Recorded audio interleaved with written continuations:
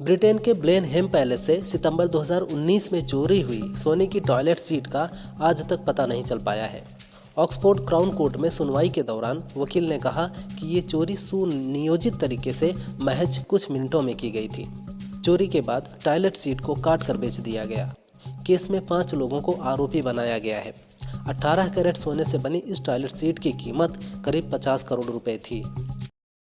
RBI द्वारा repo rate में कटौती के बाद अब यूनियन बैंक ऑफ इंडिया और सेंट्रल बैंक ऑफ इंडिया ने होम लोन की ब्याज दरों में कटौती की है।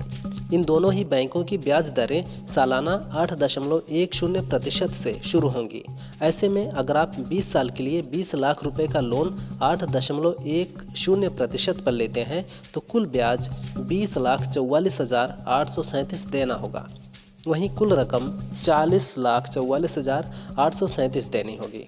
लोन लेते समय प्री पेमेंट पेनाल्टी ऑफर्स और सिबिल स्कोर का ध्यान रखें।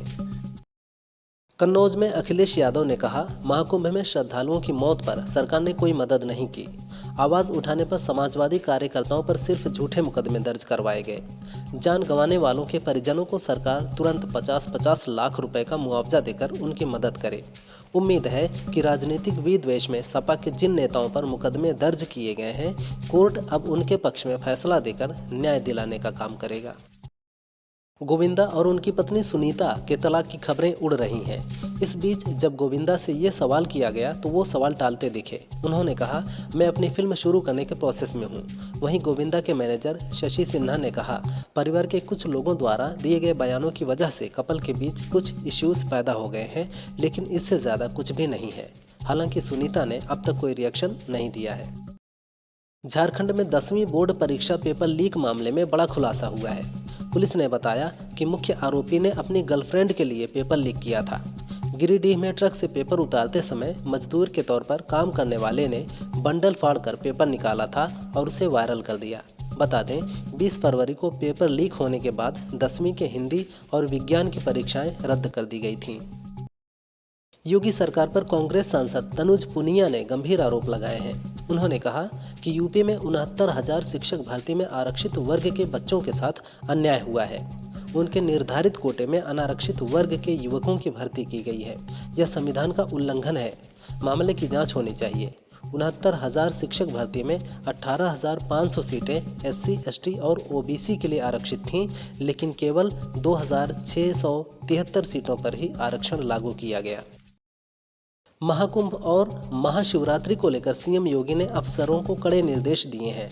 उन्होंने कहा, सुरक्षा, सुविधा और सफाई पर विशेष ध्यान दें। आगे कहा कि सभी श्रद्धालु को सुरक्षा का एहसास हो। किसी भी श्रद्धालु को कहीं कोई दिक्कत नहीं होनी चाहिए।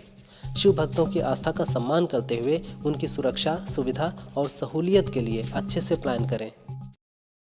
CBSE ने अगले साल यानी 2026 से साल में 2 बार 10वीं बोर्ड का एग्जाम कराने वाले ड्राफ्ट रेगुलेशन को मंजूरी दे दी है। पहली परीक्षा 17 फरवरी से 6 मार्च तक, दूसरी 5 से 20 मई तक होगी। 9 मार्च तक सभी स्टेक होल्डर्स की फीडबैक के बाद इसे फाइनल कर दिया जाएगा। दोनों बार एग्जाम देना जरूरी नहीं है, लेकिन आप चाहें तो शामिल हो सकते हैं या फिर जिस विषय में मार्क्स अच्छे नहीं हैं उसका दोबारा एग्जाम दे सकते हैं। सीएम योगी के सुअर और गिद्ध वाले बयान पर स्वामी रामशंकर महाराज उर्फ डिजिटल बाबा ने कहा कि सभी लोगों की आंखें बंद नहीं की जा सकती। महाकुंभ में यातायात प्रबंधन में काफ़ी गलती हुई। VIP कल्चर हावी है। ऐसे में योगी जी से निवेदन है कि गलतियों को स्वीकारना चाहिए और समीक्षा करनी चाहिए। भगदड़ हुई और इस पर तो आंखें बंद नहीं रख सकते हैं। उम्मीद है कि दोषियों को योगी जी दंड देंगे और कार्रवाई करेंगे। आज महाशिवरात्रि है।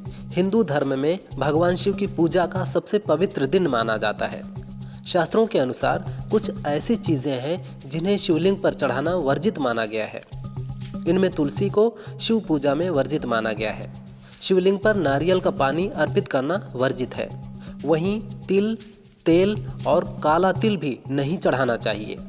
हल्दी, कुमकुम और सिंदूर के साथ ही खंडित या टूटी हुई बेलपत्र भी नहीं चढ़ाना चाहिए।